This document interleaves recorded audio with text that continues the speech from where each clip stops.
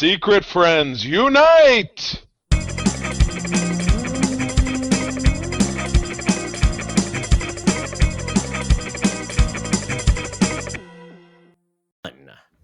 Welcome to the Secret Friends Unite podcast, episode 540.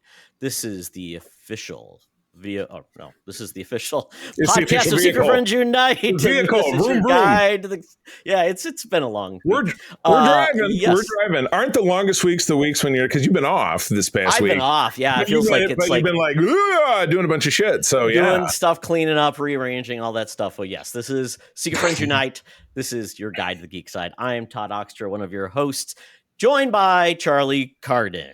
Flippity flop and floppity flip. Todd, I was going to tell you before we got rolling today, I was reminded a very long time ago, this is very random, when I visited the first house that you had out there in the Twin Cities, you had a no solicitor sign on your door. Yes. And I'm like, man, that's some old man shit right there. Guess what came in the flash forward to now what came in the mail to me today? I ordered the same sign because I had a very aggressive guy come up on my porch, try to sell me some kind of insect treatment, and I could not get him. I could not get him. Was it Aptive? I didn't even give him. I said, I appreciate your pit. I said, no. He was like, well, tell me what you're paying now because I sold it to your neighbor. But I'm like, I appreciate your pitch. I got you. I gotta go. And I'm inside my house and he's still, I don't know if he was talking shit about me as he was walking away, but I'm like, not that a sign is really going to help, but man, I got to do something because it's something. Yeah. Yes, it's a deterrent. And I mean, my dog just barks like a mad dog when somebody comes to the door. So hopefully that's enough to like deter them. And I just look at my cam from ADT and I'm like, okay, I'll wait till he goes away. Yeah. But I'm just like, but anyway, it was a random thought that I felt like bringing up because I remember I'm like, man, why would you need something like that? Now I know. Oh, now I know. Bad. But you know what? Now he's probably planted ants and cockroaches outside your house. That's probably what he did as he was walking away. He had a little jar and he just dumped him on my deck. That's Ant-Man in his spare job. That's what he does. He creates the opportunities for himself. Falling on hard times. Yes. Falling on hard times. Yes. Anyway. Yes. So just to kick this episode off a little different, I am making an announcement. And Charlie and I have already talked about this. Won't be a surprise to him. That'd be a hell of a surprise, wouldn't it? Drop it like a bomb. Yeah. Microphone dropped. But I have made the decision to step away from Secret Friends Unite.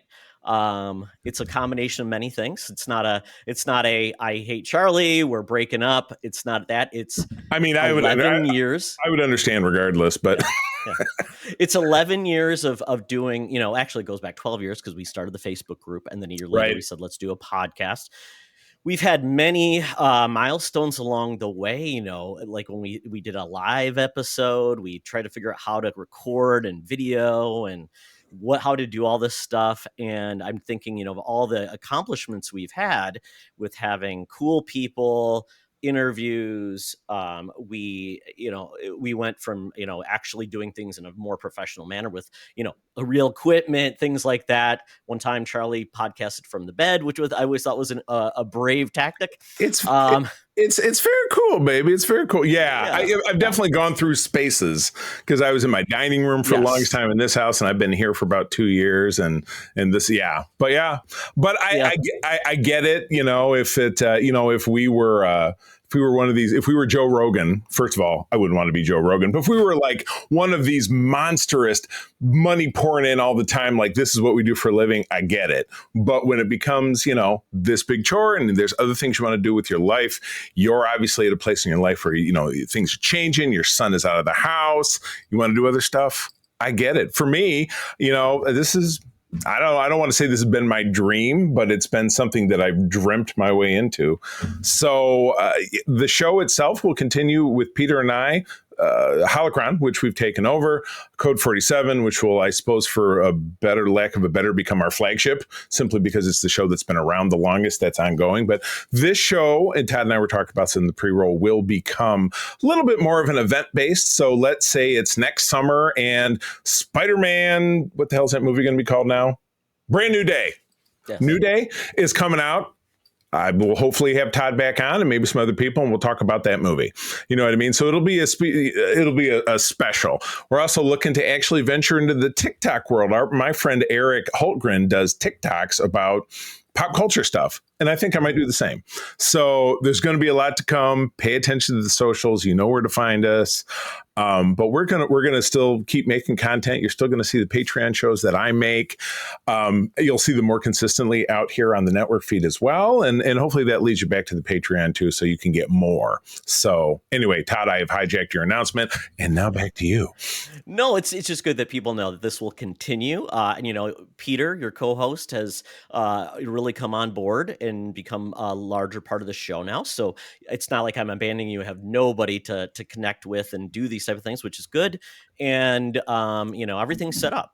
So everyone who's part of the Patreon, part of all the different groups in Discord, it will continue to be here. I will be a lurker. I will, be available if there's something that's really cool and we want to talk. I'm not leaving the world of creative overall. I'm thinking about what's next for myself in regards to what I want to do. I still want to get into something creative, but it's like my mind after 11 years, I'm like thinking, I want to have a different focus than just more of the weekly news, things like that. I want to look at a different place. So I will tell you that Waiver Wire Wizards will continue. That'll be a new place, a new home for that, just because it's a little different. Really doesn't really fit Secret Friends Unite, to be honest. It's fantasy football. And then the video game show, I will be doing something. I'm not sure yet what that will be, but once Mark left, it kind of didn't feel the same. So it's going to have a different feel and things like that. So, just we'll talk about where you can follow me, but, just watch what I'm doing. And yeah, it's going to be different, and it's going to be a little bit different space. And, it's part of the reason why I wanted to have Charlie still keep the heart of what Secret Friends Unite is and what he's doing that makes sense, and, not to, derail either. So that's where we're at. So we have one more episode of this, and there'll be another episode after today. We're going to wrap up the summer movie season. We're going to have John back, our very old friend John. And Todd, I respect what you're doing, and trust me, you remember when I started Code, I had 3 people in a row just drop out on me. No word, just maybe a nasty email, maybe a rage quit. So it's like no respect. You know what I mean? And this was respectful. This was caring about the brand. This was caring about a friendship. I think when you're not doing it with people who are really a friend first, that's when things kind of probably fall apart, because you just don't care. Yep. And we've always cared. We've been friends for 30 years. 30 years this month, as a matter of fact, September. Crazy. Yeah, September of 1995. And that's when this all got rolling. So yes, this will be here. Love to see Todd back when he's like, oh man, I just saw this new show. I got to talk about blah. Or Peacemaker just ended and I want to talk about the season or something.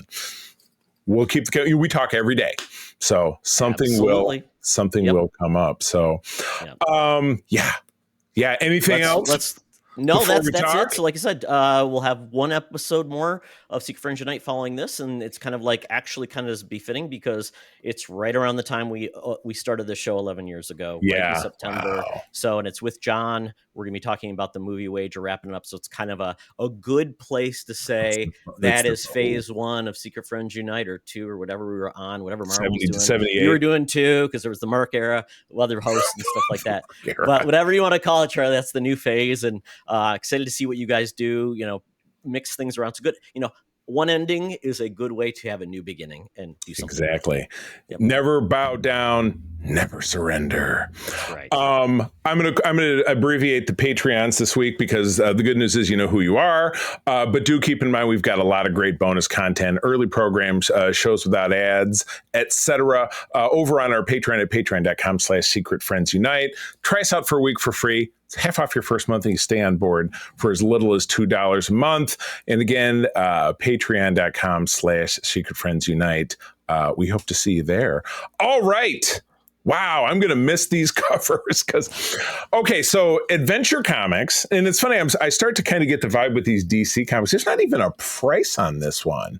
Is there? The reason why is because it's from the DC Universe Infinite. It's from their website. Okay.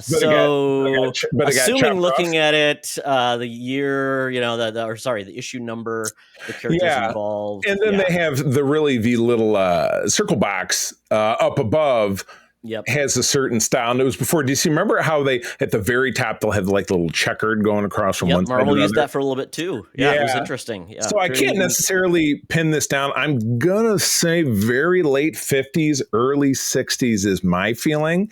But yeah, Adventure Comics, I feel like that's one that you don't hear about a lot. So this is Superboy and the Legion of the Superheroes. And I definitely know a little bit about that connection, because isn't the Legion of the Superheroes from like the 38th century or something in the distant they're future? from the far future. They were investigating like, because I don't think they had a Superman in their future. So he was a hero. So they went back in time to visit, and they just created this connection. The Legions had flying rings, the Legion rings, and the whole point was each planet had someone that was powered and would join to defend the universe. That was kind of their very exciting. Yes. But it's funny, you can absolutely see where the plot of Superman 3 came from. It came from this cover, because you have a computer, and I remember this from middle school. The very first computer from the 1940s was, I think, called ENIAC or EDIAC, something like that. Does that sound familiar? Have you ever heard of this story? I remember learning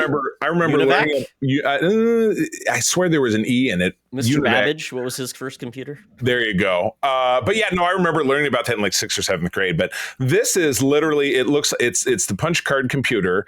It has two basically megaphones for eyeballs. And it's speaking by saying it's speaking. This is Computo speaking. Surrender, Superboy, or I'll annihilate my other hostage, just as I'm destroying Triplicate Girl, who I assume is the person that is wrapped up, and she almost looks like, remember, that was the thing that scared the shit out of me about that Superman 3, when the woman gets snared and didn't you say that was the thing that made you run out of the movie theater as a child? No, it was Gremlins. It was Gremlins. When the professor was checking on the gremlin in the room. That's maybe I'm projecting, and this was the thing that made me say, it's too much for me. The woman that was getting all the metal components on her face turning into a robot, essentially. It started flipping her around. So that movie freaked me out for a long time. So that's what's happening to Triplicate Girl, I assume, is the one being wrapped up here. Or something. Yeah, well, because she's kind of invisible. You can't quite tell, but Triplicate Girl, I believe, could duplicate herself or there you go. I guess. Yeah. So Superboy is having a thought bubble. This heartless jukebox means business. By fighting it, I'm sacrificed. So I assume he's kind of given up on her. I've sacrificed poor Triplicate Girl. I can't let him destroy Lightning Lad, who is in the background behind Superman. I can't. So I'll give up. And Lightning Lad, who is really looks like he's wearing some kind of a stage magician outfit, I think. But he's got Lion-O's legs. They're orange. Unless it's his underwear are tucked into his belt. Oh, it's a classic look back in the 1960s. Then we finish off the cover with a box that says, introducing Computo the Conqueror, the electronic enemy programmed to wipe out superheroes! !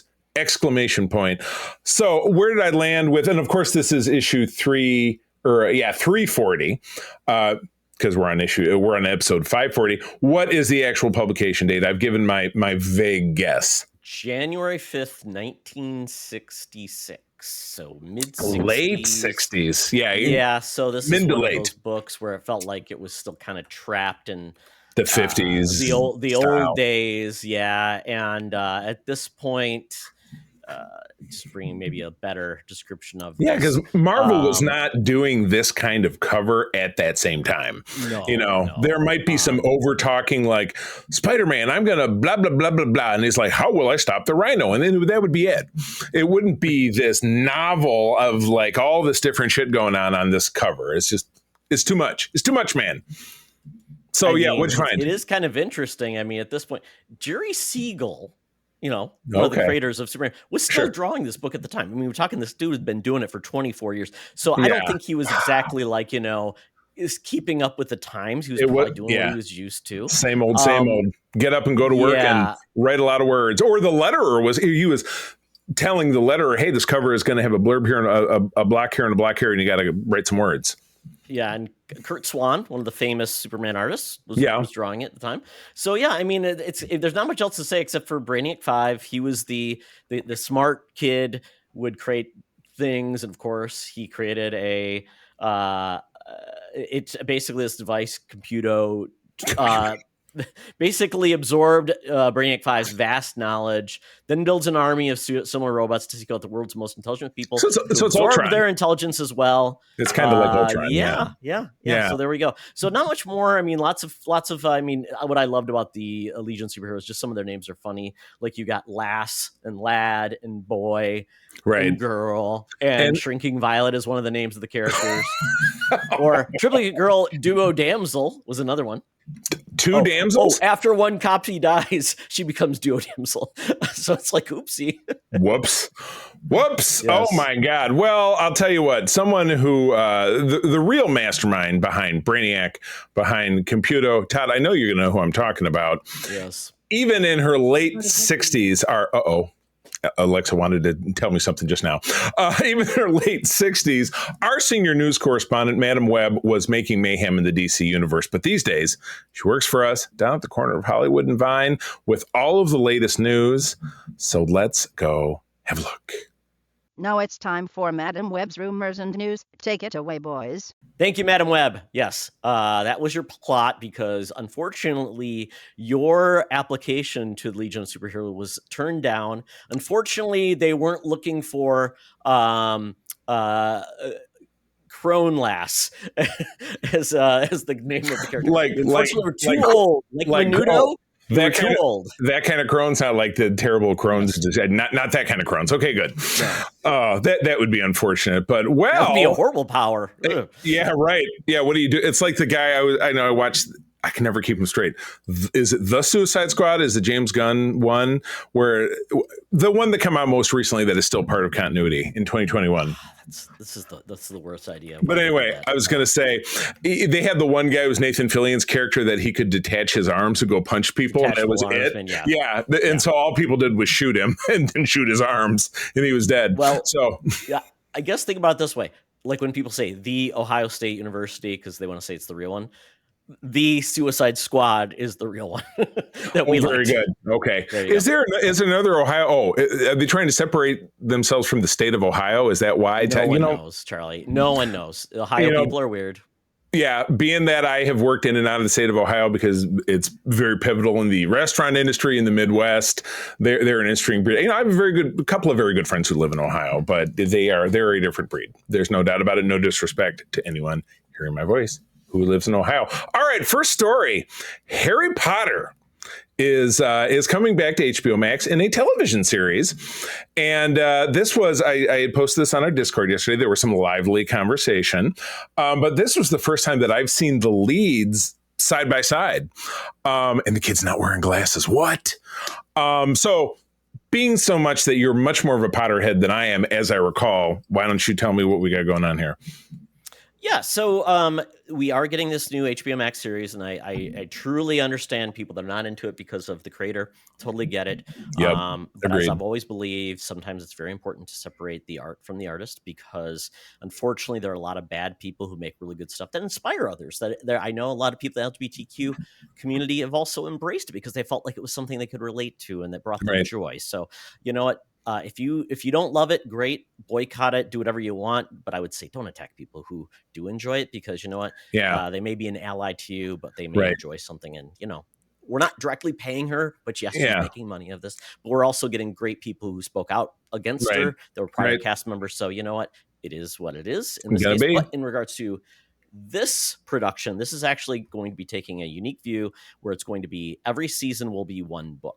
So the opportunity with this is that this will probably be a more faithful adaptation of the books, meaning there's a lot of things in the books that were left out of the movies because the movies are only 2 hours long, and which I think a lot of people will appreciate because that's the type of little, nuances that are fun as part of a book that you lose when you do that. And one of those nuances is that fact that Charlie, not me, I guess from the book, not me. One of the Weasleys, Charlie was one of the brothers, but basically he was never in the film because they basically just said Charlie's in Romania at the moment, but will joining us soon enough. It reads, but was never in the movie. So we've got a picture of the family of Weasleys now, very redheaded, curly-haired folks, and we're going to get basically Fred, George, Percy, Gracie, and Ginny along the way. So that will be cool. Which one of the characters was the dude who is now starring in the paper, and he was General Hux in Star Wars? He's Brendan Gleeson's son. It was Brendan Fred, I think. Oh, okay. It was Fred, maybe, because the two brothers. I mean, there was the twins. There was the shop. Yeah. Yep. Right. Yeah. I think it was brothers. Fred, or and one of them dies in the George, I think, one of them dies in the climactic battle, as I recall. Correct. Yeah. Correct. They have an older brother who is a little more heroic. Yeah. Sorry about spoilers. And then we've got and it's kind of cool because Warwick Davis is coming back, and he played two of the characters within Harry Potter, and so he is going to be back in this series as well. But we are getting a whole new cast. If you go down, you can see that they've announced most of the new cast. They're very young looking, and Nick Frost is going to be Hagrid. They're going to get some new actors, which we get. John Lithgow is going to be Dumbledore. So I mean, I'm excited for this just because I think it will be a new take on Harry Potter, which we haven't seen before. And the movies are now how old now? 25 first movie was in 2001, if I'm not mistaken. The last one was in 2011. I just saw a Watch Mojo about it, so that's why it's kind of fresh in my mind. Interesting that it says here Chris Columbus, who I just not that Chris Columbus, but I actually just watched we were watching a Netflix movie the Thursday Afternoon Murder Club or something that he directed. That's a straight to Netflix that he directed. When it came up, I said, "Oh, it's Chris Columbus. It's the Harry Potter guy." Is not enthusiastic. He recently shared his thoughts. It's where he says, "Part of me was like, what's the point?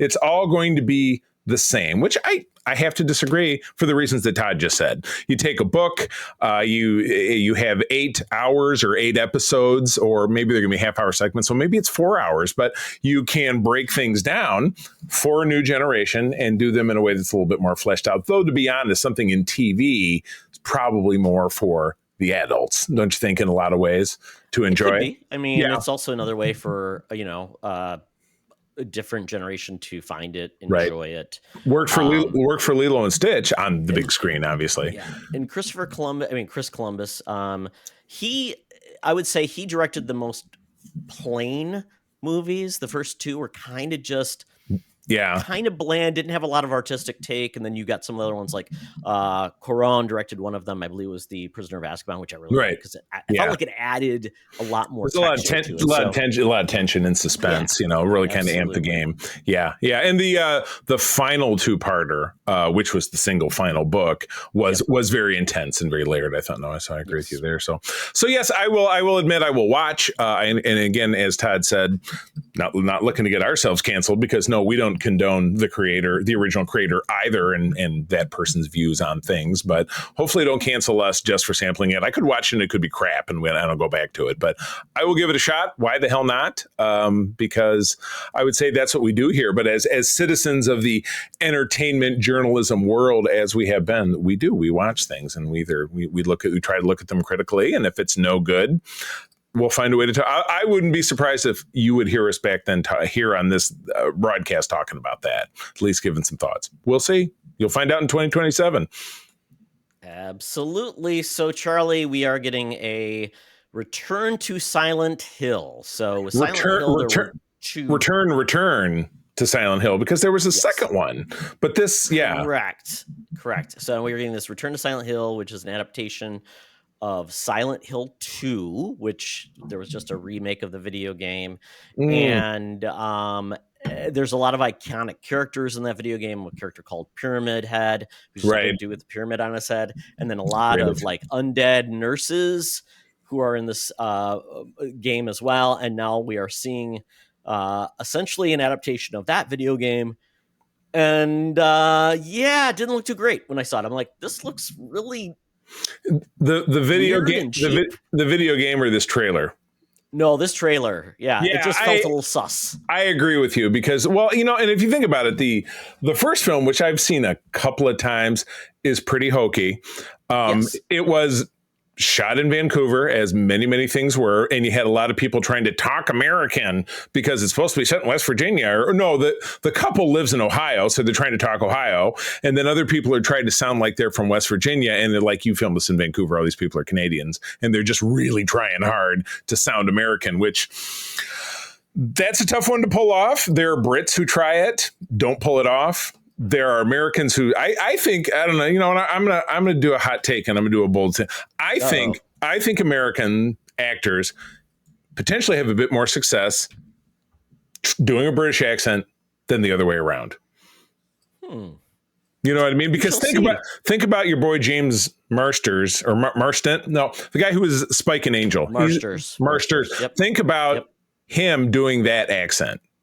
And then think about the fact that you and I have heard him speak live in person where he just sounds like a regular ass JoJo American guy. I mean, as we know, Dick Van Dyke has the best British accent of all time. I believe he says governor. I believe he says whatever, blimey, many times. Right back, and he's a Cockney bootblack. I totally agree with you. Exactly. But I enjoyed the movie, but it's super visceral. You know, the violence is beyond gory, but it was from '06, so it's still that. It's bloody and gross, but it's also not great CGI, so it becomes more comical. And then the second one had to do with, I think, the child in it grew up and she goes back, and I feel like it was. I never saw it. I feel like it was a direct-to-video. I could be wrong, but I know you're looking it up right now, so you'll know in a moment. Yeah, here. I will see. Yeah, let's see. 2006 was the original, and Revelation in 2012. 2012 is okay. And with that, I believe, was Sean Bean in that?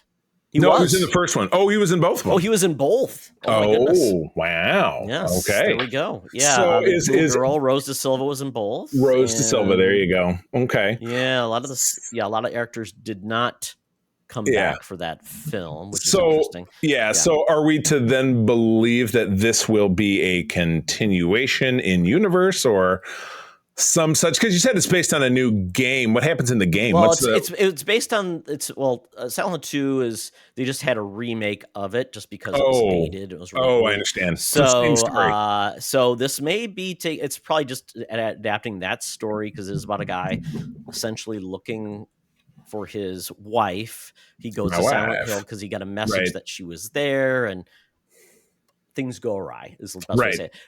Yes. So. You know, it could be fun, could be interesting, but once again, with this trailer, something just didn't sit right. Like something didn't look right. It felt very, two minds of it. A, I agree with you.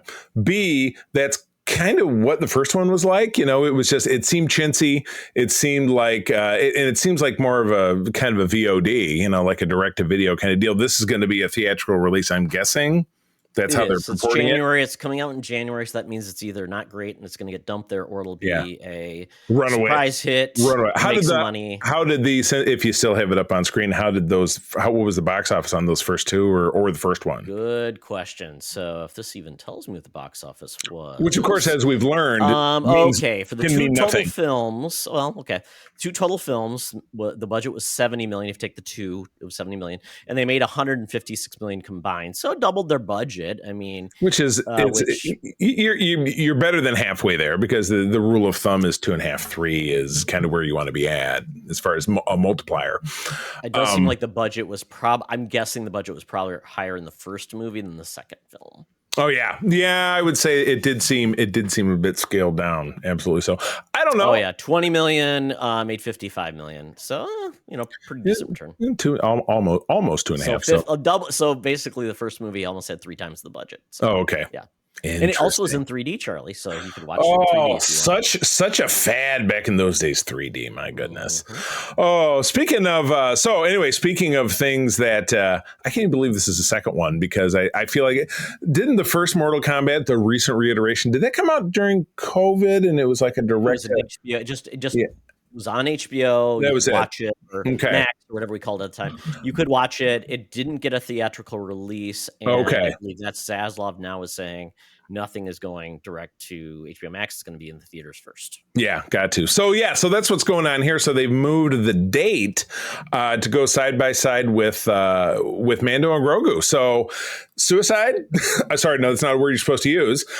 Is this what's the word? Just a bad idea? Is it just a bad idea? So this one's coming out May 15th.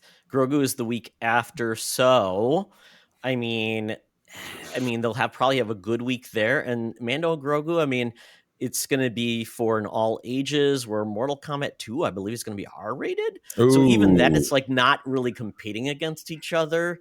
Yeah, it's true. It's true. Though obviously there's some crossover, but because everybody loves Star Wars, right? Or at least that's what Star Wars people want you to think. But it's funny that this blurb says the new film will now be released after the heat has hopefully died down from The Devil Wears Prada 2 on May 1st. Yes. I don't know about you. Complete crossover right there. I don't know about you, but are a lot of people losing their minds over The Devil Wears Prada 2? Is that going to be like a scorcher? Is that the counter programming for the summer of 26 that's just going to, for the female quadrant, that's just going to light the world on fire? Well, because because it was based on a book, right? Devil Wears Prada was based on a book about kind of a made up basis. I believe it was the editor of Vanity Fair. No, probably, potentially one of those magazines that are like big. Anna Wintour. It was about her kind of being. Oh, there you go. I think it was Glenn Close. Yeah, was playing kind of that version of her, right? And and then Emily Blunt was in it, and then Anne Hathaway. So I don't know if there was a sequel to it. So was it good? Kind of like the Bridget Jones movies. There were sequels to those. So, but it definitely skewers more female. I mean, and a certain audience. So yeah, it's like weird. Whereas Mortal Kombat is definitely going to be a dude audience. Yeah. It seems like an interesting decision, on two fronts, because there's some crossover with a male audience, which is what we're saying here. But again, above a certain age, where, like you said, Mando and Grogu, while it will not be rated G because there is some stylized violence and things that I'm sure like what you saw on the TV show, but it's going to be a different audience. So for the part of it that's not male based and not adult based, will this give this more of a breathing room? So it just, part of it seems to make some sense, and part of it seems to make no sense. And it's also 2 weeks. So Devil Wears Prada is coming out 2 weeks in advance of Mortal Kombat. So I think that those movies, once again, unless it has a lot of legs. I mean, the first movie, if I look at this, it was a $40 million budget, made 330. So huge hit. Without a theatrical release. So No. Devil's Wears Prada. Oh, Devil's Wears Prada. Okay, yeah, you confused me. And that was 2006. We're talking like 19 years since the first one came out. and within money adjusted for inflation, that'd be a much bigger number. Sorry, it was Meryl Streep, not Glenn Close. Oh, very good. When you said Glenn Close, I pictured Meryl Streep. So somehow it still worked. I know. Somehow it still worked. So there was a sequel book too called Revenge Wears Prada, The Devil Returns. So I mean, it could be like the devil. A lot of these things where the devil goes down to Prada. You know it. So I have no doubt this will do well. It just I don't think it will really impact Mortal Kombat unless someone says, "Hey, honey, you want to see Mortal Kombat?" No, we're going to see Devil Wears Prada instead. Right. But you know what? I've heard it's a good film, and if you like, I think it's a comedy, things like that. I'm sure everybody would like it. I'm sure I've seen the original at some juncture. I don't remember a ton about it, but this will be kind of for more of the same. Your Sex and the City-ish crowd, people who like ladies being ladies, I guess. So and Mortal Kombat most likely will be just do really big its first week. Yep. And then it'll just die down anyway. So front load. Where Mando and Grogu could, especially if it's good, could get some legs, some healthier legs, hopefully. But then it's got what's the next big thing after that? Spider-Man doesn't drop until the end of July. What else is between then and there?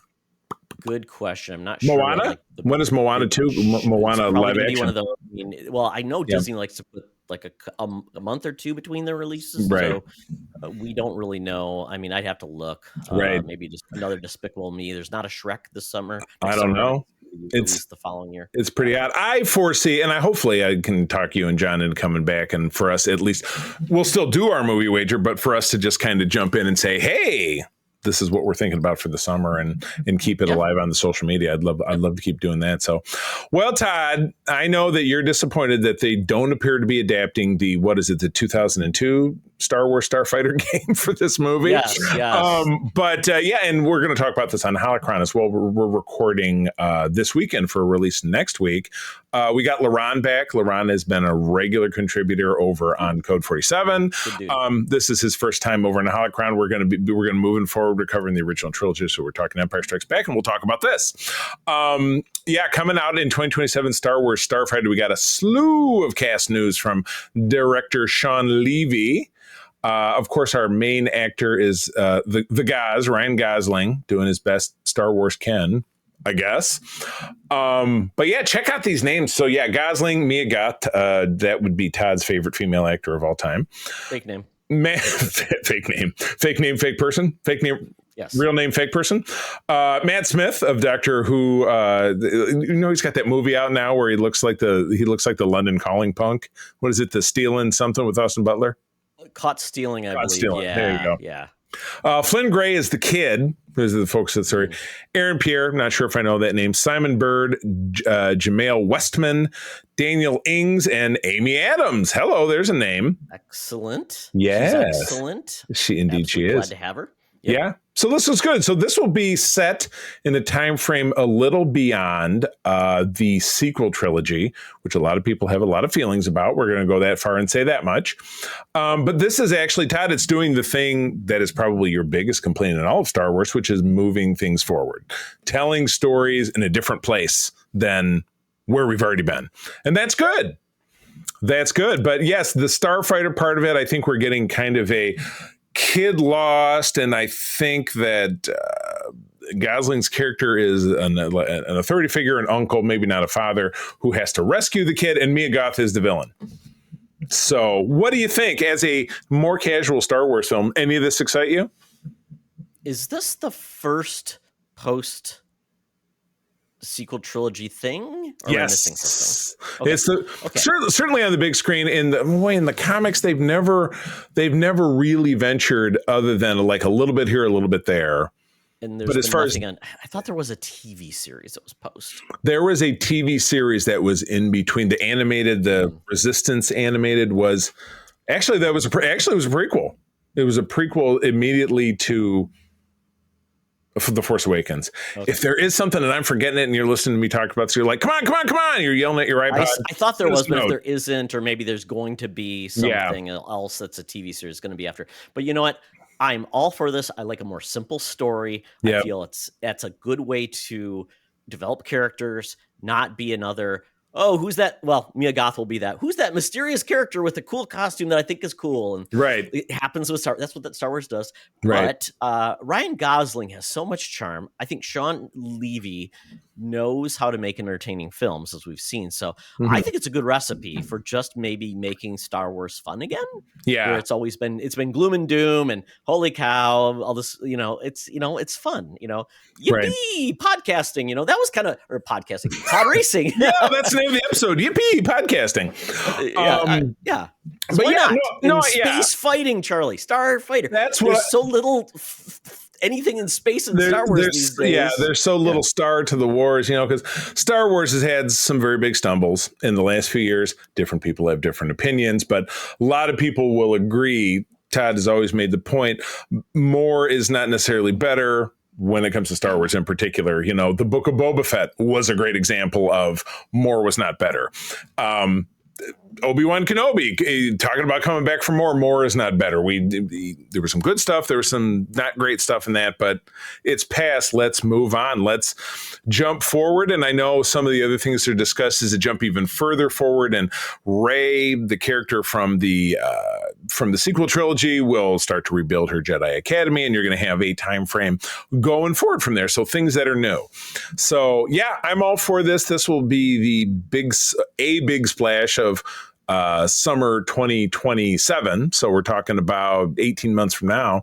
And more, and the good news is this is one that you'll continue to hear about from me anyway, because we have a Star Wars show. If you haven't listened, it is called Holocron Chronicles. You can find it off of our website and wherever podcasts are found, et cetera, et cetera. So it looks like then we're going to get potentially maybe going forward, Star Wars, a movie a year, and then probably no more than 2 TV series a year. Is that the plan? That's would be more than they're doing now. But yeah, I've heard something to that, and I've already closed the window, but I've heard something to that effect. Yes, absolutely. Okay. So that's good. That's not a bad approach, but of course, release less. Right. Yes. Let people actually enjoy. Yeah. And let absence make the heart grow fonder. So, all right.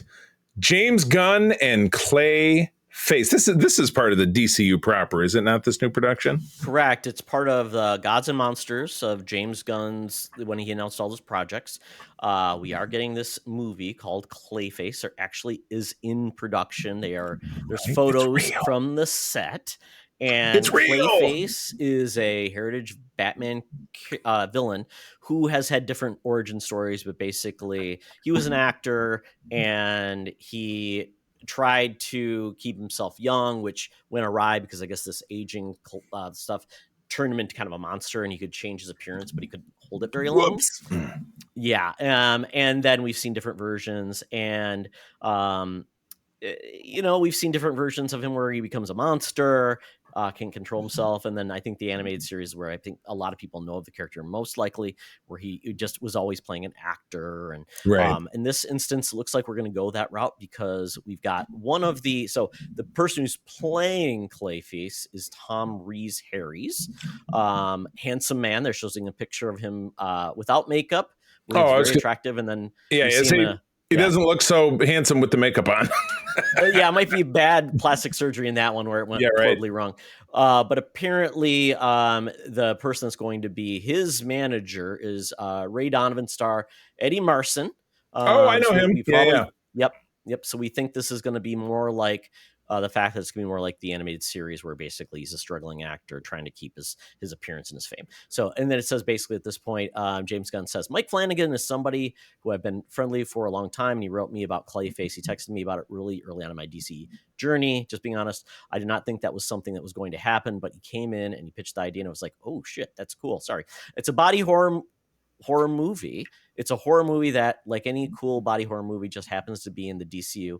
And he wrote the script, and the script was fantastic. We did not plan to do Clayface. So this is an idea of where the idea and the script really motivate it versus someone say, let's do a Clayface or let's do a Kool-Aid movie, right? And then a Kool-Aid movie. That's right. Oh, that's good. Yeah, and you're right, because that's been Gunn's. That's how he's driving the bus. Is he says we don't shoot things that don't have a completed script. We are not going willy nilly. We're not saying I got this idea and we'll kind of jam it in and then we'll make some CGI and then we'll burr burr burr burr burr. He's saying nope, completed scripts. Go into production. If it's not completed, don't tell me a line of BS. Just get out of here and finish it, and then I'll read it. And if I like it, then you got a chance. So I admire that. May that always be the way. May he not, throw that out the window someday because Warner Brothers says, "Oh, we need more stuff." And hopefully we've all learned our lesson from the streaming wars. Or they have all learned. Hopefully, learn the problem with the villain take from Spider-Man, right? But make the villains interesting, not so much, and make them bad movies. That's what I think we learned. This movie is coming out September 11th, 2026, so it's right in that horror film, a good time for it. And quite honestly, a lot of people aren't going to know who Clayface is because he's never been on the silver screen. So I think this will be a surprise for a lot of people, and maybe manages more of that Joker feel when that really took off. The first one, not the second one, yes. Which I've never seen, and I don't know if I ever will. Because I haven't either. I don't know if I'm even that curious because no one defended that movie and said it's great. That is the thing that makes you really dubious, is that if nobody's like, but you just got to give it a chance. Watch the 4-hour cut of it. It'll be like Justice League, right? My God. Well, that is it for the news. We have got to get ourselves out of here. Todd's got to get away from his green screen. I got to get out of my studio because the Geek Easy awaits. Got to get ourselves down there. My Uber has arrived. I jump on in, smelling sweet like pine, and I hear this familiar advertisement. Talk nerdy to me. Talk nerdy to me. We're sitting in the Geek Easy, cover bands playing, drinks are poured, and we are ready to get our nerd on. So this week, it's been kind of a weird week. I've had time to do things, but I got busy with other things. And so really it was just catching up and getting close to fully caught up on Alien Earth. I am through 3 episodes. I've started the 4th. Right. And it's kind of weird because it does kind of feel like it's a 3-part. It's kind of like the beginning of one story, or that it wraps up one part of the story and then it leads to another character and his kind of journey. Yeah. I tell you, I'm really enjoying this. Once again, I'm trying to figure out where this is going. Right. Some characters are out there that I feel like they have interesting ulterior motives. We were introduced to one of the other, through a phone call at least, one of the other owners of one of the corporations, Wayland Yutani. Wayland and Yutani they're separate people we've met throughout this. One of them was Lance Hendrickson back in present times, and the Yutani was Guy Pearce, but in more of a future-ish kind of time, or at least that's when we met. Which is interesting. So the character we met in this was a female who was reaching out to a person, and when the person called, talked to them, they were surprised to hear a different voice because they were in cryo for like 60 years. So right. basically had someone younger taking over the corporation, which was a surprise to that person. And then I think one of the other interesting things is we've got obviously Wendy, aka I can't remember what her real name is. She is an interesting connection to the aliens. Right. I'm not 100% sure why. Ooh, that end of that 4th episode is interesting, having to do with her. You'll see. Is that the one where it ends with the one song, the Metallica song? That was the third episode. That must be the 3rd. Okay. Right. So I ended there. So I'm on 4. I haven't watched it all, but really enjoying it. It's really cool. I don't know where this series is, if it's going to lead to just this is the standalone 1 season. That's it. Right. That would be great. I'm not sure either. Yeah.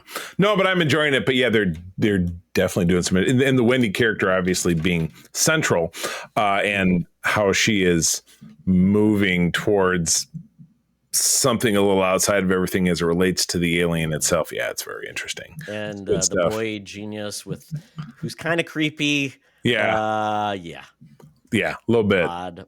Well, I guess he'll get creepier. So even more to look forward to. It should be. Yeah. And then I wrapped up Wednesday season 2 part 1, which we're getting part 2 a couple days later this week. I think Wednesday, actually. Yeah. On Wednesday it would have to be. Yes. Yeah. Synergy. Really enjoying it. Obviously they gave us a teaser at the end of that, and we are being introduced to the fact that Lady Gaga is now going to be in part 2, and I believe she is Morticia's sister. Oh god! Oh, who they've been dancing around through the episodes, but it ended on a cliffhanger. If you've not watched it, the first block ended on a cliffhanger, so you'll want to tune in. Yeah. It ended on a cliffhanger, but the preview bit kind of solved the cliffhanger. Yeah, but it wasn't really hard to figure out that what was being suggested in the cliffhanger was going to be resolved. Yes, exactly. Yeah. But if you've not watched it by now, you've not watched it by now. But tune in. But like I said, it wasn't like, oh my God, is she really dead? I mean, come on. Exactly. But I will say, I loved having Fester being kind of the focus of one episode. He was amazing. I'm like, he brings so much energy and quirk and fun. I'm like, man, it's just kind of neat how one character can really change the path of an episode. Because I will tell you, Pugsley, I don't like that actor. He's just so bland. I mean, maybe he's playing it that way, or they need to do something with the way they present him. He has no energy, and he just doesn't bring, he doesn't bring like the menace or something like that. Yeah. Other characters. This is in the storyline doesn't really seem to be going anywhere, as I recall. They're cultivating a zombie, and how does that going to tie back in? So they've kind of Poochieized him for this, you know what I mean? So they brought in more characters, which they could have left out and just kind of kept the focus on her on Wednesday, where they didn't. So I agree with you. I think it's kind of superfluous. Especially when we had a great Pugsley in those movies from the 90s. He was that kid was a good Pugsley. He was kind of quirky, a little goofy, yeah. And he was, once again, though, he was never like the focus, whereas Christina Ricci obviously was great. And so we'll see how this goes, and I'm assuming we'll get a season 3 because it's huge. Yeah, people are digging on it. No big. Did we have a dance? Was there a dance? Did we get any new dance moves? I'm trying to remember. No dances. Well, I'm sure there'll be something. Though. Hopefully that'll be the way they wrap it up. Well, I didn't watch anything outrageous this last week. We started watching Seinfeld again just for the giggle of it, because we were talking about Seinfeld or saw something in a YouTube video about Seinfeld. And you and John and I were talking this morning, and I likened it to the first season, which was like 6 episodes. I likened it to Parks and Rec, but then I turned around and also likened it back to like the first season of The Simpsons. Almost completely unwatchable. No great moments. None of the jokes seemed to land. None of the jokes seemed to age well. Nothing looked great. And watching a bit more of the second season now, you're getting some of the more classic bits that are starting to stack up. So I'm enjoying that, but it'll be one of those back burner, who knows when, hey, we got to watch something quick. It's lunchtime or something, but still enjoyable. I think a lot of the humor holds up. Do they reference, because originally it was the Seinfeld Chronicles, and I think that was just season 1. Maybe that was changed it just to Seinfeld. I think it was Did they reference that at all, or even show it anymore? I think it was even just the first episode, because I don't think it was called Seinfeld moving forward. But yeah, there were really obvious big changes. Like Seinfeld's dad was a different actor. Seinfeld's apartment was a studio apartment in the first season, where in the second season he had a bedroom. Because he had a studio apartment and he slept on the couch, because there was his parents came up for a anniversary party and they took his bed, and then he had to go. Kramer was in the first season, but he had to go across the hall and bunk in with Kramer because he didn't have a bed. Yeah. Okay. So little thing. And then George was also a real estate agent in the first season. But they also managed to plant the seed about Art Vandelay and the importer-exporter, and not the latex part, but when he was making up jobs. And he also made up that he was an architect. So there were kind of little sprinklings of things that would flower to become signature, iconic Seinfeld bits. So I enjoyed it. But yeah, you can skip the first season, you can jump to the second one, but it's something that grows, I would imagine, and it kind of flowers as the seasons go by. And what did you find out? At Kramer's name in the first episode, they called him Kessler, and he was renamed to Kramer. Kessler, yeah, yes. He doesn't really roll off the tongue. So anyway, that's on Netflix if you happen to check it out. And then months and months ago, it was because of the Penguin. April and I said, let's go back and watch the Batman movies. And we made it through. I watched Batman the movie and some of Batman 66, which April can't stand. And then we watched the classic, the 89, which was very seminal to our youth. Those films were diminishing returns because they just got worse as they went on. But we watched them all because April is very much a completist. And then we watched the Batman from 2022 or 21. Oh, the Batman, yeah. Yeah, the Batman with 2022. Rob Bat. And that was, better than I remembered. And then for some reason we got dropped off, or we did drop off. So we hopped over watching the Nolan trilogy, which of course I've seen many times. You've seen many times. You've often cited The Dark Knight for a long time as in your top probably 3 or 4, 3 to 5 movies and that you love so much. And man, they really do still hold up. The first one is okay. The Dark Knight, I don't think they could have done any better. And then they kind of did the best that they could with the last one. You know what I mean? They're all very long movies, very involved, but still a very good start to finish Batman story. You know what I mean? Where, you have a beginning, a middle, and an end, and they, with the films, bang, bang, bang. And I can rarely think of a trilogy that is so complete. Now, the Star Wars, before it became all this, actually did tell a story that's had a beginning, middle, and an end, and that was pretty good. You could have had no more Star Wars films, and you've been okay. Yeah, you would have been like, and they all lived happily ever after. You know what I mean? Exactly. Things sucked in the beginning, they really struggled in the middle, and in the end, they saved the day. Captain America kind of had a trilogy, but I think the issue was it didn't end because obviously it kept on going, and Secret Wars, the third Captain America film, the Civil War.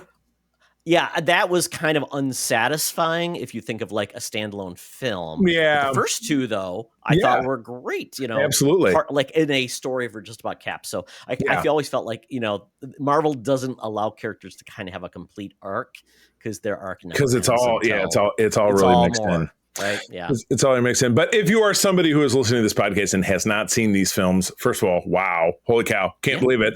It's available on HBO Max. Obviously, it's available video on demand and still in physical disc form. I highly recommend it. It's definitely hard one to of my, believe that they're one of my as favorites. old as they are now. Yeah, first film was 05, 08 for the second one, and 2012 for the finale.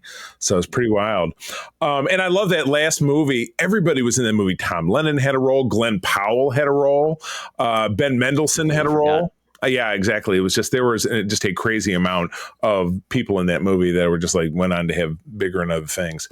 Todd, you've not watched much of Twisted Metal, right? Didn't you say you watched a couple?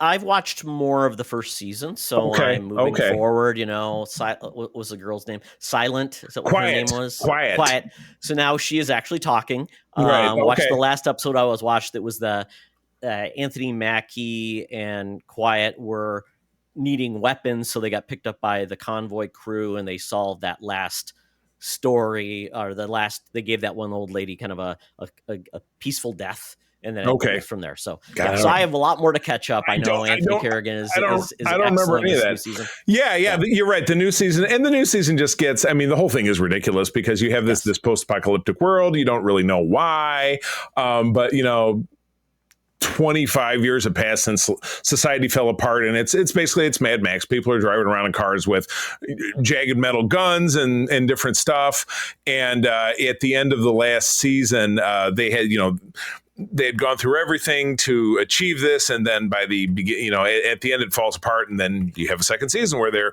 out there kind of discovering everything else. You're right, Anthony Kerrigan, who was Zaz in Gotham, and of course he's Metamorpho in the Superman movie that came out this summer, is your very over-the-top mustache twirling villain in the final episode. And again, beautiful hair, with a beautiful wigged hair.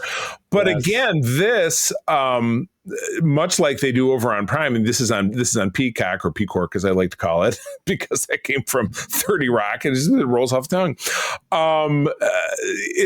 They released it in blocks. There'll be 2 here, 1 here, 3 here. The last release was 3. So the last 3 episodes came out. So bizarre.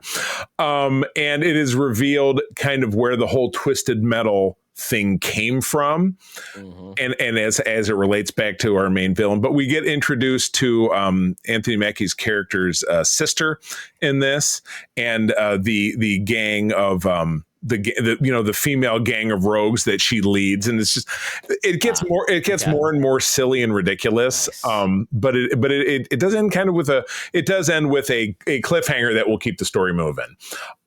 So yeah, it's a lot of fun. I'd recommend tuning in. It is graphic. The main villain is Sweet Tooth, who is this heavy set guy who wears a clown mask, and he is voiced by my God, it's going to escape me. The guy who was Lego Batman. Will Arnett. Will Arnett, exactly. But I mean, it's ridiculous because a lot of times he walks around with his head literally on fire and has no ill result. So everybody is a fantastical weird mutant. It's a little bit more Fallout than it is Mad Max. You know what I mean?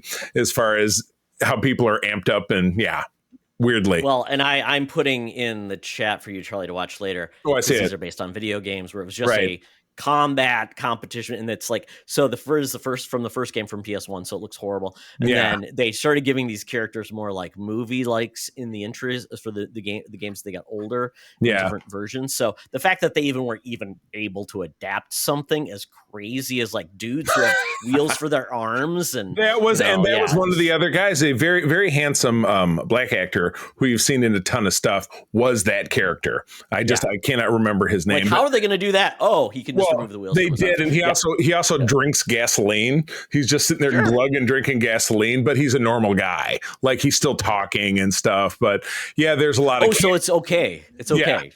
To drink gasoline. Yeah, let's go do it right now. What do you think? Maybe we should have done that in Chicago. We should have gone to that gasoline bar. All the gasoline you can drink. Glug, glug, glug. Which is funny because, there was Patton Oswalt did a bit. He says, the guy who was the film critic on my local TV station would come on and say stuff like, well, there's no movie from Australia, so right there, whatever. But let me get this right. It's the post-apocalypse. There's no gas, but everybody's driving around in cars. I don't get it. No stars. Nope. Exactly. Yep. Absolutely. Anyway, all right. Well, that's it for me. So that takes us out of the Geek Easy. It is time to step into. Oh, I can't step into it unless I get. I can't step into a plane if I don't order some tickets. But I got my Air Qantas app out, ordering up some tickets to get us down to the land down under, where Hologram Tina and the mutants await for us to take on the fabulous topic of good tunes gone bad. Saturday morning cartoons. Let's go. Welcome to another edition of Thunderdome! Thank you, Tina. The mutants have been gathered for a topic or game to be entertained, and this week we're doing something that, we've talked about for a long time, and that is talking about kind of Saturday morning cartoons and how a certain group of us that was essential to our childhood, but essentially doesn't even exist, hasn't existed probably in the last 20 years at the advent of cable TV. Right. Oh God, what you're now streaming. Yeah, you're talking more about going back maybe 25, closer to 30 years, really. Yeah, we're talking the kids in the 90s. That was still something because if you didn't have cable, then you still relied on the big three, the main channels. But even Fox came along, and then you got some weird spinoffs. But really, it was Saturday morning cartoons became a thing where they needed to fill programming on a Saturday morning where not much real estate was there to actually make money off of. There was no news shows on the weekend like you had the Today and things like that. Those didn't exist. So, and then Sunday was always the church day. The church day. Yes. So what can we do? And basically it also came with advertising laws were relaxed. So they were allowed to essentially fill that gap with cartoons. Sell all this shit behind me if you're looking with cereal, toys, everything under the sun. And a lot of those shows were toy lines that just became a 60-minute, a 30-minute cartoon advertisement. So, and I would say, 60s was the beginning of it, where you got shows, from Hanna-Barbera, kind of leaning in from Scooby-Doo and those type of things, to then what we were probably used to our shows. And then we saw typically, once again, ABC, CBS, Sunday morning. I think CBS was the first one that dropped it, maybe NBC as well. And then I think the last holdout was ABC. So, yes. And that was because essentially the Children's Television Act in 1990 basically created guidelines that had to be educational content for children, which meant more difficult. So that's why things shifted to cable, where you weren't restricted as much. So there we go. And the wild, wild west. Yeah, absolutely. Yep, absolutely. So that's kind of a little bit of history of Saturday morning cartoons. But we're here to talk about the infamous shows that, quite honestly, when you had little choice, you ended up watching, because it was like a bad show was between, you had two bad shows with maybe one good one in between. So you kind of like had nothing else to do. Yeah. Get your cereal. What else are you going to do? Read a book? I don't think so. Exactly. So it's hard to read a book while you're eating that cereal. You know what I mean? It's just like, so, you were born in 76. I was born in 75. So we really didn't, probably don't remember a lot of those cartoons from the 70s. But if we were thinking about 70s cartoons, there were some interesting ones that they talk about that did not age well, which a lot of them did go to syndication. So maybe you watched them on like Channel 50 or 66 or whatever. So one of the first ones, Charlie, The Amazing Chan and the Chan Clan. Oh, God. Oh! So Charlie Chan was a Asian detective. I believe he was part of like movies. I don't know if there were actually book adaptations or what it was. I will tell you this, and for some, my mother was apparently a fan. We had what essentially boiled down to be a collected volume of comic strips, which I remember reading when I was one of the first things probably I ever read when I was a kid, because it had a big green cover, and I just remember watching this. And the one panel that stands out to me is somebody was walking beside a house and a bad guy threw a dagger from an upstairs window and killed him. It's a fragment of memory in my head from 45 years ago. I don't know. I don't have any other context. Yeah. In this one, basically Charlie Chan, actually was voiced by an Asian actor, but they actually redubbed all the other Asian voice actors with Caucasian actors. Great time. And of course, they solved mysteries because you know what? You need kids to solve mysteries. Apparently, there were a lot more mysteries in the 70s than there are today. Cut them loose. Yes, all the big mysteries have been solved. Yes. Then we got Young Samson, also called Samson and Goliath. This is one of those horrible Hanna-Barbera action shows where you got to love this. Our titular hero, based on the biblical strongman, uses his super-powered bracelets, convert into a superhuman. And after that, he uses his bracelets to turn his pet dog into a laser-beamed eyed lion. Why to put all these? For nothing, Animal Cruelty Act would kind of put that down. I mean, I guess this is what. Well, this Charlie, it seems like this kind of inspired Battle Cat. Where He-Man shot a beam at his, at Cringer and. I know, but Cringer didn't go around shooting people himself. That sounds super violent. So, oh boy, this one is pretty prissy. If I can jump forward a little bit, sure. Super President. Yes, it's the opposite of what we have right now. Oh my goodness, this is great. The leader of the free world is also a masked superhero with mystique-like powers. It basically had they had subliminal buy me stuff ads throughout the broadcast. Oh my god! Which that was a big part of it. Just we remember probably the commercials more than we do remember a lot of these shows too. And you're like, oh, that catchy theme song or that fun little bit. Yeah, yes. Right. Oh, I like this next one just very briefly, and this was live action. Imagine the fugitive for kids. Instead of Dr. Richard Kimball falsely accused of killing his wife, we have a German Shepherd dog falsely accused of biting his master for 2 seasons. This went on. What? I mean, the dog didn't even have any lines. And was he compensated? Was he compensated appropriately? That's the question. Yeah, and he just went around solving crimes as the dog may do, finding other families. Yeah, right. Oh, look, I found this bag of drugs. That's as much as a dog is going to do, right? Oh, I found your stash. That's about it, right? Oh, here we go. And this is one that's fun. The Hudson Brothers Razzle Dazzle show. Oh, my God. We did get some of these odd shows that were like live action, maybe variety. And this one is this family of brothers, I guess, who... and they had Dance Fever's Resident Evil, DJ Freeman King, Resident Evil, and I mean, just like I guess they had one hit, and it was just dumb. So there you go, you got that. But remember, like Sigmund and the Sea Monsters, those, there was live action stuff on Saturday morning too, not just cartoons. We got like Land of the Lost, we got those type of shows too. Yeah. Shows, Lidsville, and those weird shows that just made no sense. Oh my God. It was crazy. But I mean, since we can't really talk too much about the 70s, so we're going to get into the 80s. So the 80s, Charlie. Oh my goodness. Yes. And then, so we had basically, this article says 12 cartoons from the 80s no one will ever have nostalgia for. This is from Moto. I only feel like I can pick out one or two of these that I'm familiar with. Like the first one I've heard of, a bear called Kissy Fur. When a circus train derails, 2 performing bears escape into the swamp in Paddlecab County. And the Kissy Fur is the son of the big bear, and they have to navigate their way to freedom. And this went on for 4 years.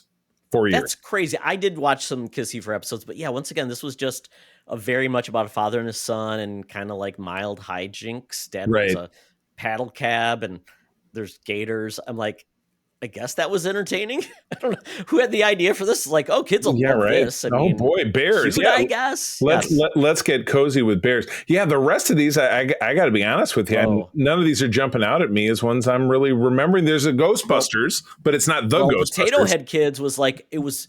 I don't remember it being on Saturday morning, but I do remember it being like on like Channel 50, like weekday mornings when you're getting ready for school. There was like, this show and this show was like this block, and Potato Head Kids was apparently they thought, well, Mr. Potato's not that instrument, so interesting. So they brought out new toys. And they were called Potato Head Kids, where they were just all kids and they had adventures, I guess. It was Hasbro.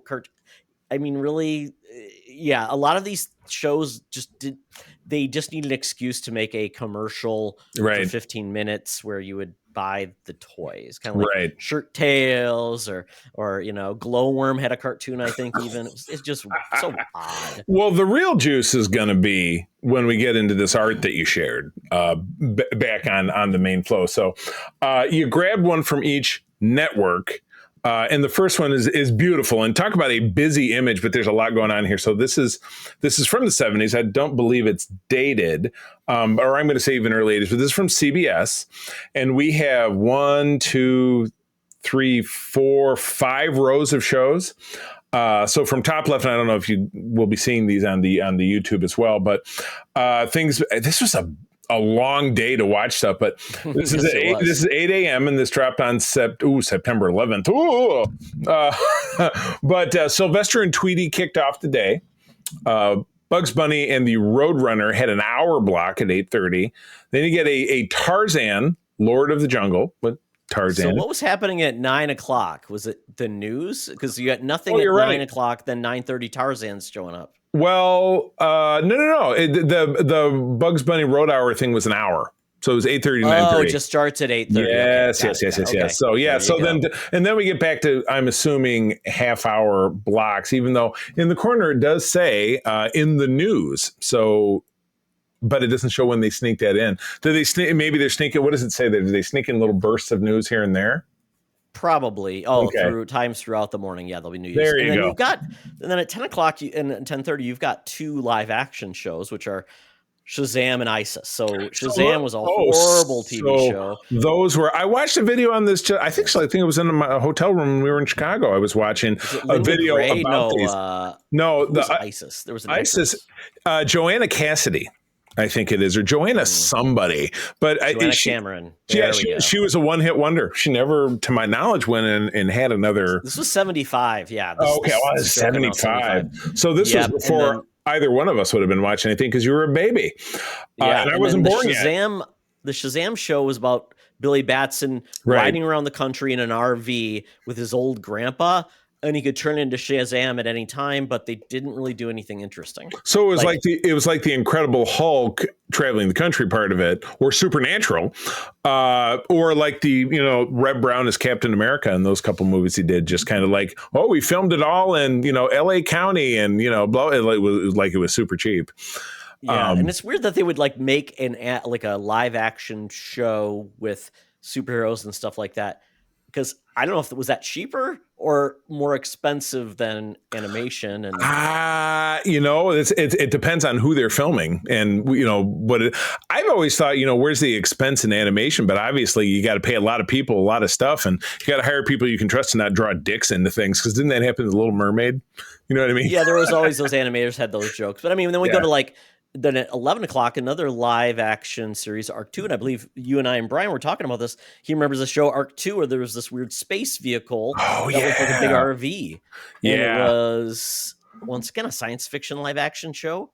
And then we weird. got the Clue Club, which was they had 2 dogs. 2 dogs, kids, once again, solving mysteries. Right. Kind of just, hey, Scooby-Doo's popular. Let's do this. Double the dogs. Oh, my God. Not to steal your thunder, but lower left, we have Fat Albert and the Cosby Kids. Now, Fat Albert was very near and dear to us pre-Cosby finding out he's a monster. But look at the picture of Bill in this animation. He's like, it's not good. Oh, it's not good. Oh. Yeah, Kids in the Hoods with, Yeah. What they did, Mushmouth and Weird Harold, and again, these were all Cosby's. I refuse to listen to his comedy anymore, but I listened to so much of it as a kid. All of the Fat Albert characters were real people that Bill Cosby grew up with. Yes. We move over now, so we're past noon Eastern. It is, by the way, 11 o'clock into the Way Out games. There's another live action. That reminds me of unscripted. Wipeout. Yeah, that type of show. Right. Wow, and then we get a movie film fest at 1 o'clock. It's live. Films from all over the world, especially for kids, hosted by Kukla, Fran, and Ollie. And if your parents behave, you can let them watch too. Oh, my God. So they have you from 8 a.m. to, in a movie presentation could be maybe over 2 hours. So it's 3 o'clock. You've now killed most of your Saturday sitting in front of the TV. While watching seeing lots of ads, and saying, "Mom, I really need more. I need Lucky Charms. I need G.I. Joe with the Kung Fu Grip."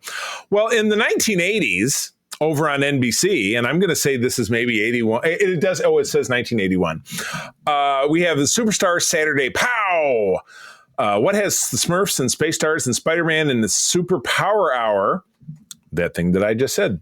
There's exciting new fun in 81 kicking off. Now, this doesn't have the times, but you can imagine it's not dissimilar. Flintstone Comedy Hour kicking things off. Flintstones. How many versions of the Flintstones did they have? When did the Flintstones come out? Remember? They come out when it was still black and white. Well, they came out like in the early 60s, I believe. Yeah. It was basically on the Honeymooners. But this one was like, I guess there was a cave mouse in this one. Captain Caveman was not in this one. Oh, boy. There wasn't weird monsters that the Flintstones lived by. There wasn't like they'd grown kids like the Pebbles and Bam Bam. Oh, God, that's right. So many stupid Flintstone cartoons. People kept watching them. Nobody cared.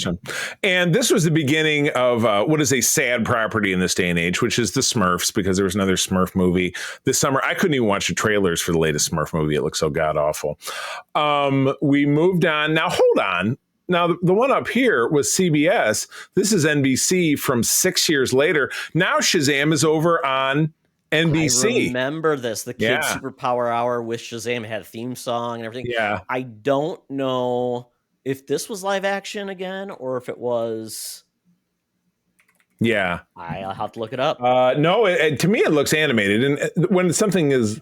I think all of this stuff is animated, if I'm not mistaken. So it was animated.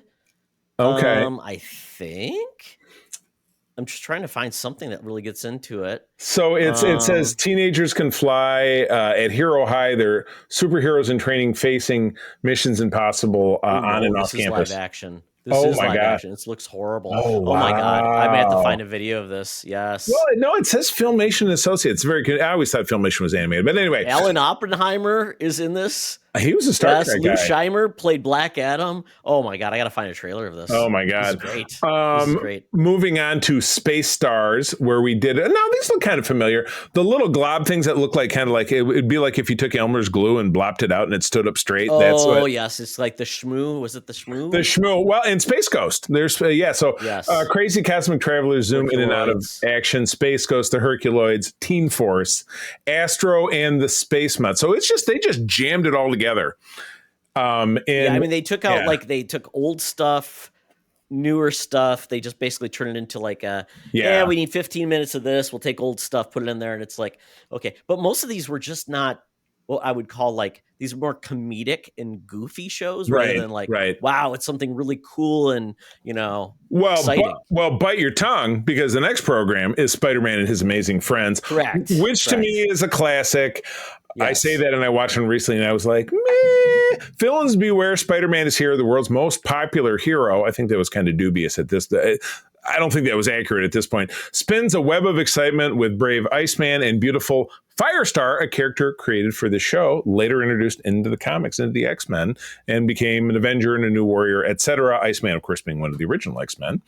And we're wrapping the day up with the Daffy and Speedy show.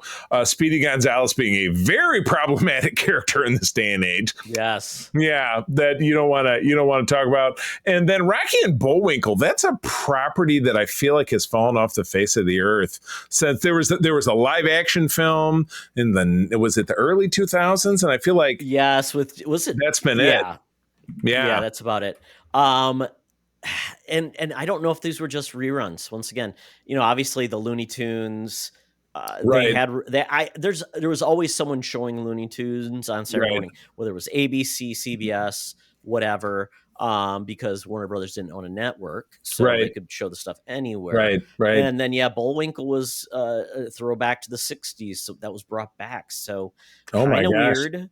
Funny that you should mention ABC, because our final pictorial before we get into the core shows that we chose to talk about, one of them actually gets covered here. So this is on September 10th, Kids Love Saturdays on ABC. And this is again starting at 8 a.m. and going to 11:30. These are times Eastern, and I do love how they have it an hour earlier Central and Pacific. Sorry, Mountain Time. we don't care about you. And don't get it. In Atlantic time, go fuck yourself.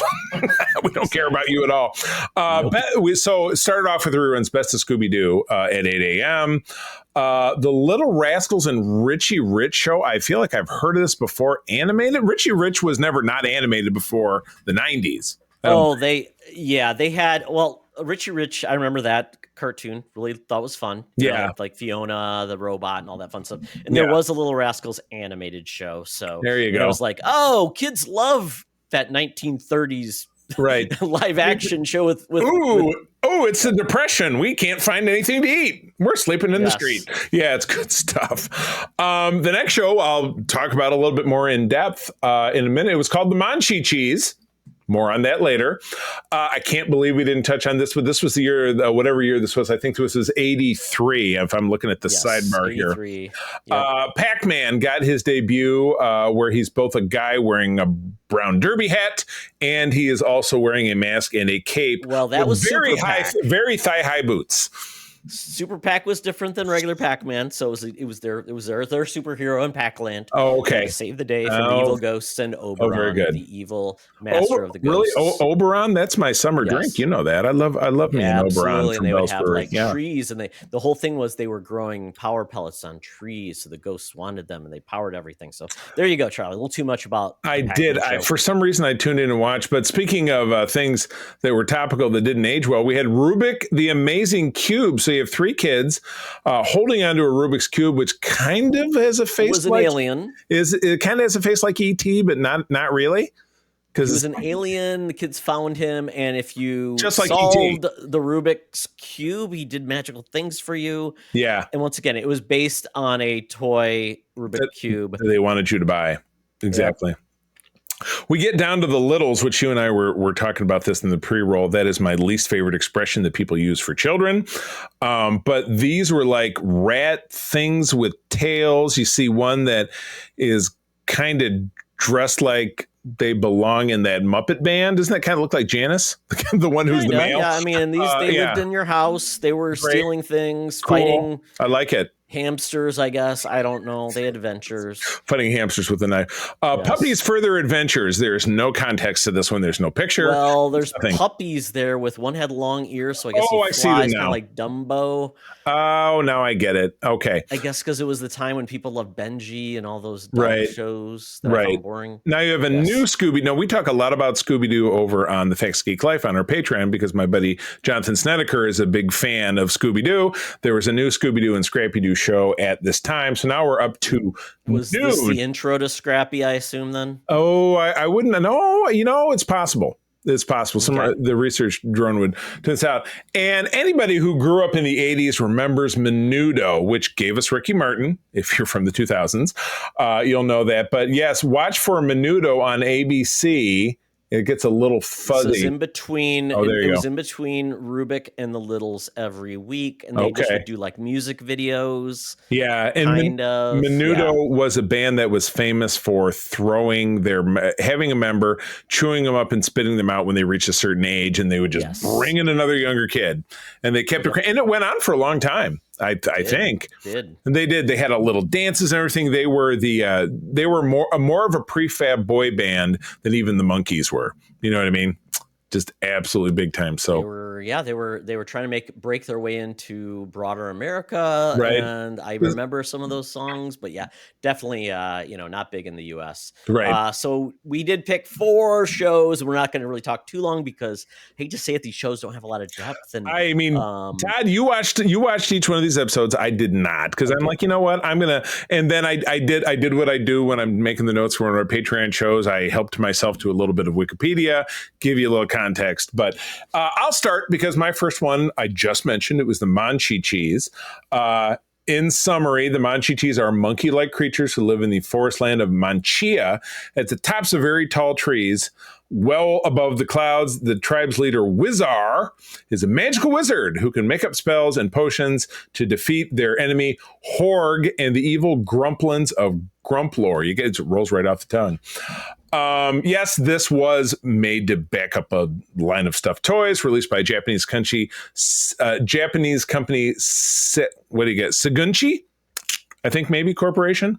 Hanna-Barbera started in September of 83 as part of Monchi Cheese Little Rascals, Richie Rich, replacing Pac-Man that had moved up. So actually, very prescient to what we were just talking about.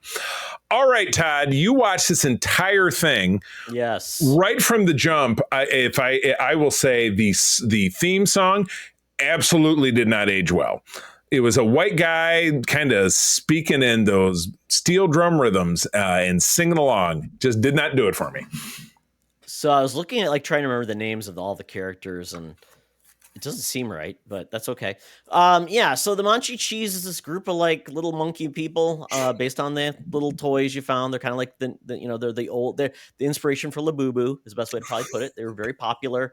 Right. They're actually back again, but they would put their thumb in their mouth like a baby, I guess. Their tail. I was trying to. I was watching the clips with April upstairs, and I said, I know that we had some around the house when I was a kid. I'm sure of it. Yeah, they were just very popular, very cute. People loved them, and of course, turned them into a TV show. And then, but this was about these Monchi Cheese who live in the trees, who are oh so soft and cuddly, because that's the name of the commercial. But it was basically, yes, the theme song sounded like it was trying to be Jamaican, right? And it was like Monchi Cheese mean happiness, and very weird. And they're in a society where it looks like it's almost like Gilligan's Island level of like technology, where it was bamboo and coconuts doing most of the work. They had a wizard whose name was Wizard, right? And this episode was about him having his birthday, right? So they're trying to make him a cake or whatever. They wanted to get him a case for his wand, so they had to steal it. And then nice. Great lesson for kids. I like it. And then just you got this little incorrigible little guy who was always causing mischief and havoc, who I can't remember what his name was, but he was a little guy and he talked really fast. And looked like he caused mischief. Looks like he could have used some Ritalin. He decided he wanted to make Whizzer a cookie of himself for his present. And of course, what goes wrong?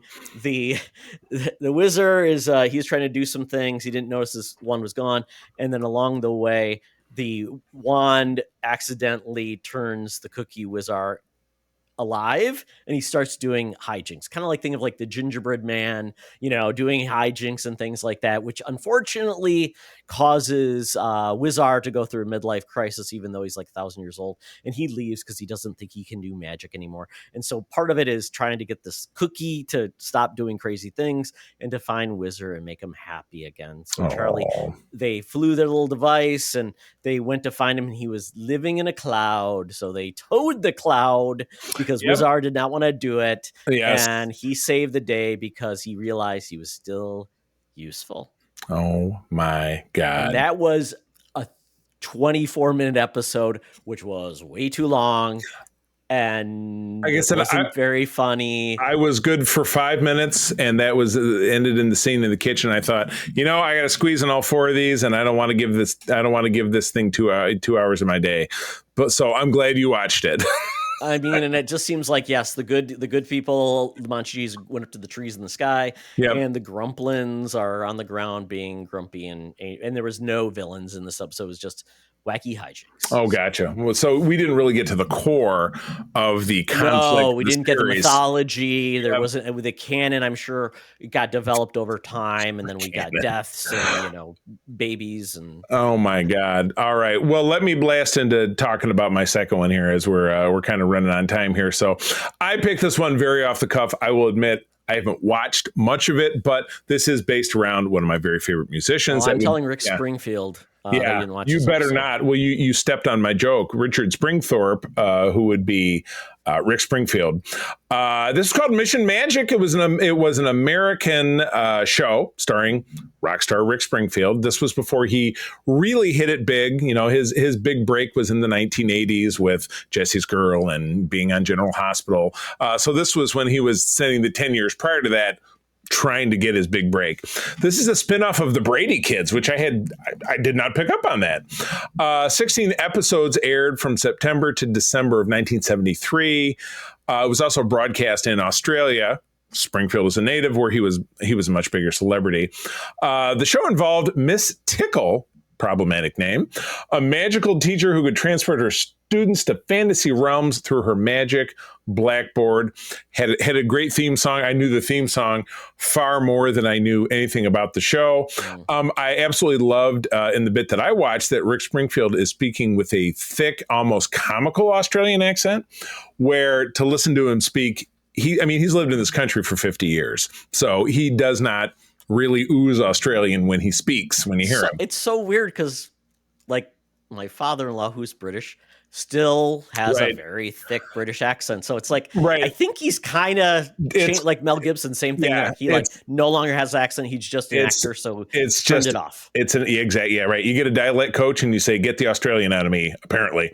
Did his own voice for his animated doppelganger on the show. He always wore Springfield always wore white pants and a white sweater, which sported on the front and encircled lowercase r with a lightning bolt in the background. This design was taken from the back cover of his 1973 album, Comic Book Heroes, which I have that album somewhere.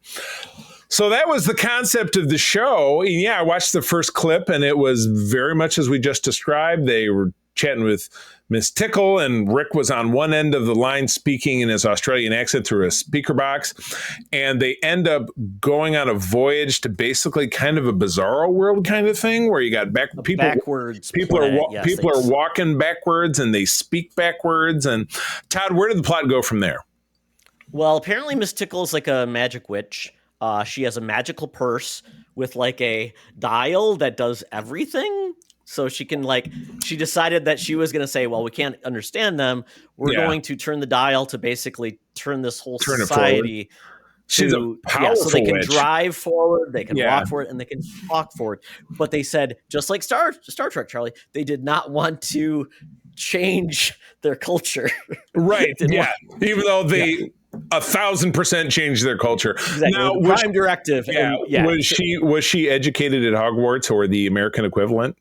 Like poorly? I don't know, but she had like a magic slide rule that could do certain things. And that's very 70s. Because I didn't really understand the plot, but there was these two villains who wanted to capture this poet who I think was supposed to be like Longfellow, but it was another name for a poet. And Short Fellow. He was sad, and like they try to figure out the mystery and try to get these villains, and it was really long and didn't make a lot of sense. Right. Like they ended up getting thrown in jail because they tried to return jewels to the jewelry store, and they said, "Oh, silly us! You don't have a That's receipt. illegal in this world.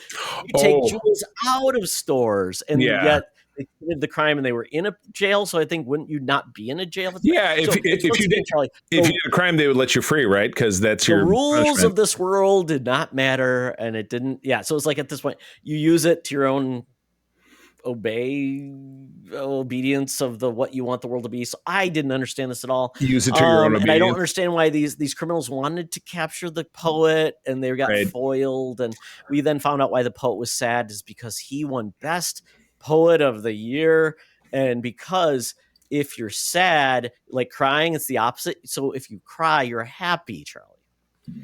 My gosh, the tears go from the bottom to the top. And I don't know what the point of Rick Springfield was, but there was a cat mascot, and then Rick Springfield had an owl friend, and they were just always doing wacky things. And there was a lot. And then it ended with a song where Rick Springfield sang a song about two rights don't make a wrong. And I know the song. Baby. I know the song. And making a baby. Making a baby.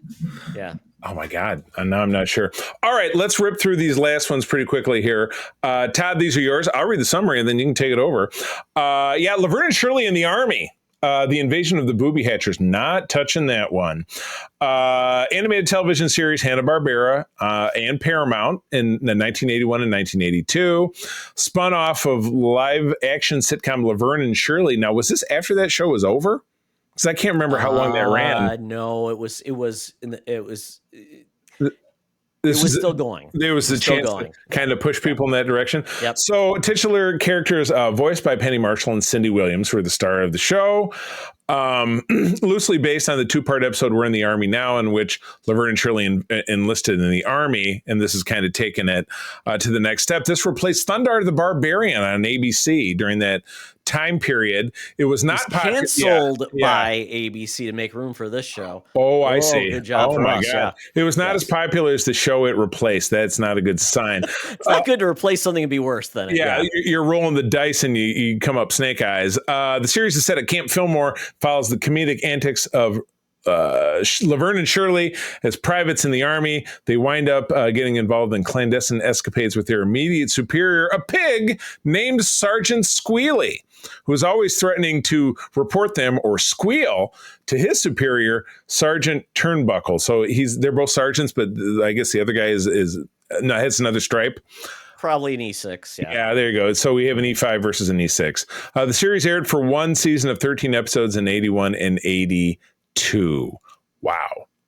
Yeah, so I got the first part of it. I watched they were digging a ditch or digging their own graves. I don't know. And then they were quibbling about, well, we got to do what he says because he's a sergeant. Burr, burr, burr, burr, burr. So yeah, that was what I got. That's as far as I got. Well, Charlie, you missed all the fun because then basically Squealy ratted on them and told them they're being bad, and they had to then watch out of something that was covered in a tarp, and it said top secret. They're not going to tell them, of course.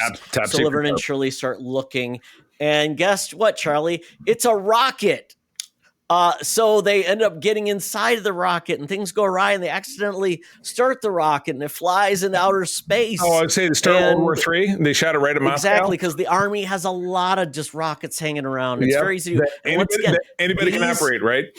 And these series, because Laverne and Shirley was set as a part of Happy Days in the 50s, early 60s. Right. So this is before we actually went into space. so John F. Kennedy obviously wanted this to happen. They're trying to tell us that an animated Laverne and Shirley were the first astronauts. Yes. So there was so according to where this went, they ended up getting stopped by aliens. And the aliens want to take things over. And Laverne and Shirley met a robot that granted thoughts wishes. So this is all in this one episode? Jeez. All in this one episode. And they ended up Shirley dressed up like one of the aliens that kidnapped them. And they didn't realize, obviously looked exactly like them. They stopped them. They caused hijinks, and they ended up sabotaging their ship. And they ended up getting released. The rocket gets released, and they go back to Earth. So yeah, that happened. It's incredible. Totally reasonable. But I will give Penny Marshall and Cindy Williams props. Man, they were giving them all. I mean, they put a lot into the performance. Yeah, I'll give them props. Yeah. I don't know how much they were getting paid, but I don't know whose idea it was to say, we're going to have a sergeant and it's a pig. No matter what they were getting paid, the guy who voiced the pig got paid more because it was the 70s. It was terrible. The pig sounded like a girl, but they kept on saying him. So who knows? Well, Sergeant Turnbuckle, he pulled up in a Jeep, and he definitely was an E5. So I felt like Squealy was wearing one stripe, which would just make him a private. So I think they didn't get their stripes right. Charlie, there's not a lot of attention to detail because Laverne and Shirley were privates too. But the last show is Fonz and the Happy Day Gang. Take us away. Episode was called King for a Day. This is the first episode. And what I liked about both these shows,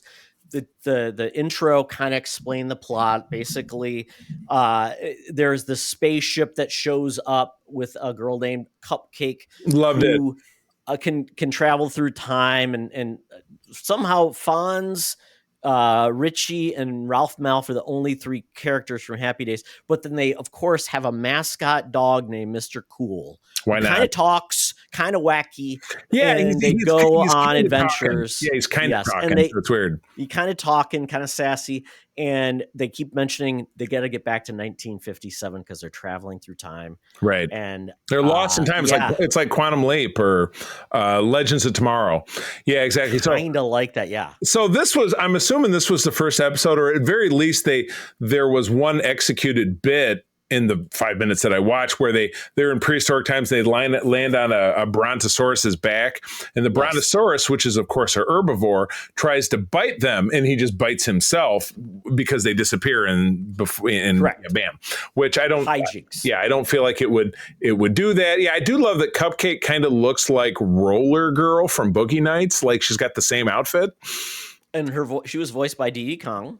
Okay. Dee Dee Kong from like the pink lady from Grease. Okay. And, I always swore that Dee Dee Kong and the Nah Visitor, who was Major Kira on Deep Space Nine, I thought they were related or they were the same person. Because if you look at what's her face and then you look at Nana, I'm just saying, and I've talked to Nana. She's been on our show, so I don't know. I always had that misconception at that time. Dee Dee Kong was always the kind of geeky girl, right? So this episode, they traveled prehistoric times. They ran into cavemen. Fonzie ran into a very horny cave woman. And it was Malf and Richie and Fonzie, all the same voices. So Ronnie Howard it was him, and then Don Most as Ralph Malf. So the actors from the show, Henry Winkler, all the actors were in on this. They must have been part of their contract or something. You're going to do this. I'm like, okay. And apparently they couldn't get Anson Williams or Tom, what's his name? Tom Bosley or the mom who Marion, and of course Joni or Chachi. Well, the less said about Chachi, the better. This was all about them landing. They got separated. So Malf and Richie got captured by the caveman, and Malf was turned into the king.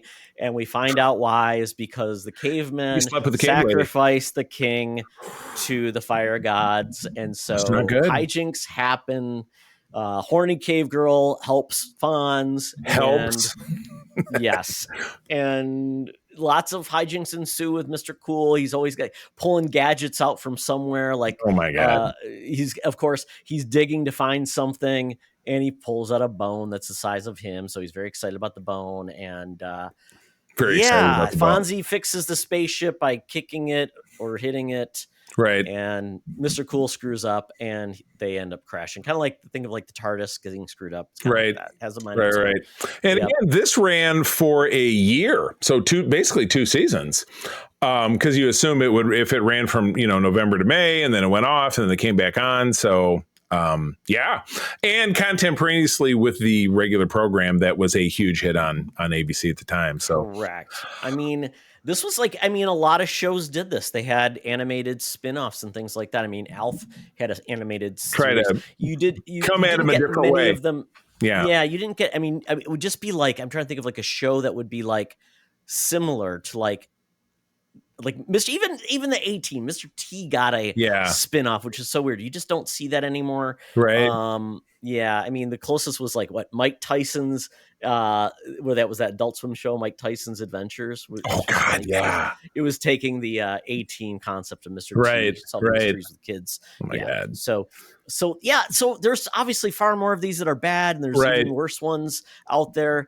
So folks, if you're curious about what it was like growing up as a kid with limited options, you watch a lot of crappy cartoons. You sure did. That's all you got. And you never knew any better. It took us coming up and having our voice, being able to express it this way to tell you all about it. But Todd, you'll put some of these in the show notes so people can explore, I assume. Yep. That would be great. Good deal. All right. Well, that's the show, folks.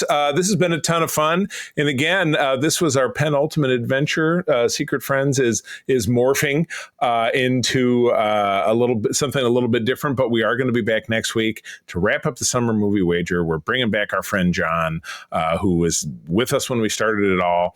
But this has been a blast. It's been amazing. It's been a good time. So Todd, currently, where do people find you out there?